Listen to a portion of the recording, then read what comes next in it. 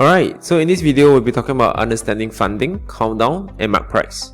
Now, before I continue, I would just like to reiterate the point that this is non-financial advice. You are highly advised and encouraged to speak to a financial professional.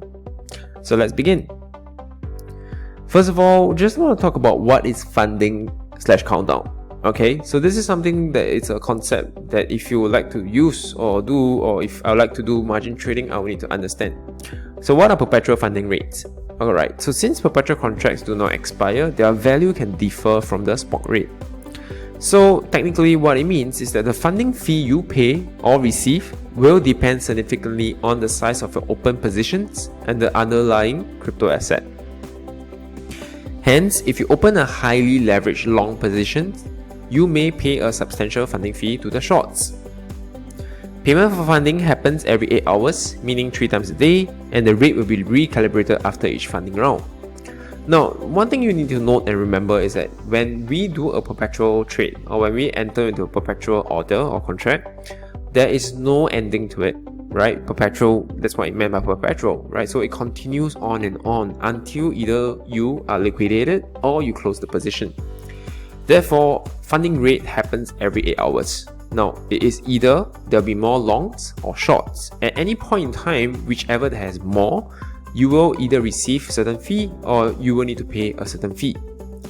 So, a tip here, right? Positive funding rate actually imply that many traders are bullish. Negative funding rate, however, indicates that short position traders are dominant and are willing to pay the long traders. So let's just take this for example, right? To understand, negative funding rate indicates that short position traders are dominant and are willing to pay long traders. Now, take for example, let's say the market is going down right now, okay? And there are lesser long traders. That means there are lesser people that believe that the price will head up, all right, due to a certain event.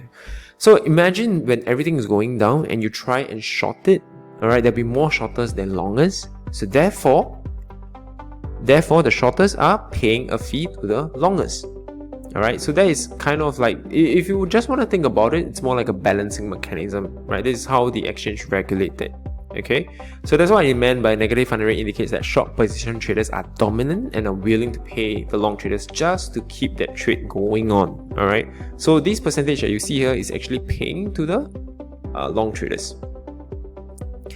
Next, we talk about mark price. Now, mark price is an estimate of the true value of a contract when compared to its actual trading price. Alright, in this sense, actual trading price means the oracle price. We'll talk about that later.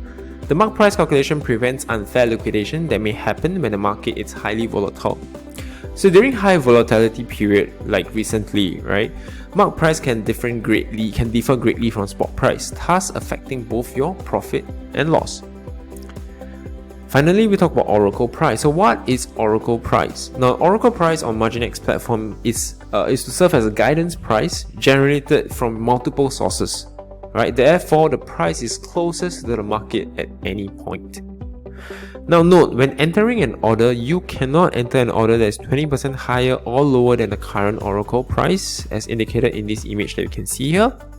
In this example, when I try to enter a price of $15,000, alright, assuming that the price of BTC/USD tether at that point was 19,000, the order will not go through as it is below 80% of the oracle price.